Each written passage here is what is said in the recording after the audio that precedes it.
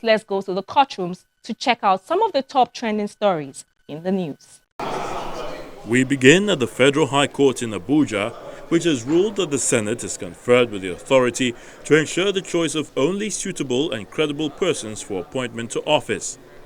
The court gave the ruling on Thursday in determining the suit challenging the Senate's authority to deny an appointee to the office of Chairman of the Economic and Financial Crimes Commission (EFCC) under the EFCC Act. The court further held that any impression that the Senate is a rubber stamp of presidential appointees is misconceived, as it runs contrary to Section 2, Subsection 3 of the EFCC Act. Staying in Abuja, another federal high court has struck out a $2 billion fundamental rights enforcement suit filed by former First Lady Mrs. Patience Jonathan against the Economic and Financial Crimes Commission. In the suit, Mrs. Jonathan had accused the EFCC of harassing her over the political views she held in 2015. She alleged that the Anti-Graft Commission resorted to invasion of houses linked to her and obtaining interim forfeiture orders against accounts and houses belonging to her, her non-government organization, and even her family members. Presiding Justice John Suho, who struck out the suit, held that contrary to Mrs. Jonathan's claim of indiscriminate harassment, the steps taken by the EFCC were valid as it was based upon reasonable suspicion. The court also noted that the former First Lady didn't tender any verifiable evidence to show how her rights to dignity were violated. From Abuja, the Federal Capital Territory, we move to the Federal High Court in Ekiti, southwest Nigeria, where Justice Taiwo has ruled that the Economic and Financial Crimes Commission has no constitutional right to investigate the finances of the state government.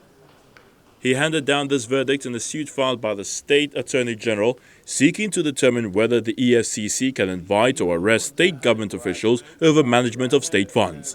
The EFCC had last year October arrested and detained some officials of the Ekiti state government over issues bordering on the state finances. The judge held that the anti-graft agency will be usurping the powers of the state legislature, which is saddled with lawmaking, oversight, and investigate functions, while the EFCC can only investigate persons, corporate entities, and organizations. Justice Taiwo emphasized the need for corruption to be fought headlong in Nigeria, but underlined the supremacy of the Constitution. And in Lagos, a federal high court has adjourned the criminal trial of former aviation minister Mr. Femi Fani-Kayode on grounds of ill health. Mr. Fani-Kayode, who was absent in court for his trial on Wednesday, is said to be suffering from a heart-related ailment. His counsel, Senior Advocate of Nigeria, Narison Quakers, told Justice Rilwan Aikawa that he was informed of this development by Mr. Fani-Kayode's wife. He then promised to obtain the medical report and make same available to the court.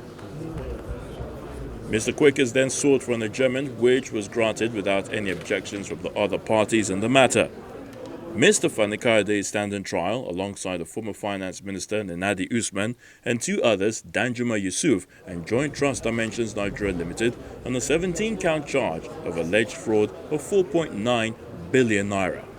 Justice Rilwan Aikawa has since adjourned till February the 28th and March the 1st and 2nd for continuation of trial. And we round off with a report that the National Judicial Council has declared the suspension of the Chief Judge of Abia State, Justice Teresa Uzokwe, as unconstitutional. This was part of the resolutions arrived at on Wednesday during an emergency meeting of the Council, headed by the Chief Justice of Nigeria, Justice Walter Onoge. In a statement issued after the meeting by the Director of Information, Mr. Sojoye, the NJC also declared the swearing-in of Justice Obisiki Orji as the acting Chief Judge by Governor Kezi Ekpeazu without the input of the NJC as unconstitutional, null, and void. The Council said the judge presenting himself for swearing-in as acting CJ raised potential questions of misconduct. It then resolved to query and suspend Justice Orji pending the outcome of its investigation. The Council also directed Justice Uzokwe to stay away from duties pending its final decision. Governor Ekpeazu was also asked to appoint Justice Onoha Igwe, the most senior judge, to act as the Chief Judge of the state pending the Council's final resolution of the matter.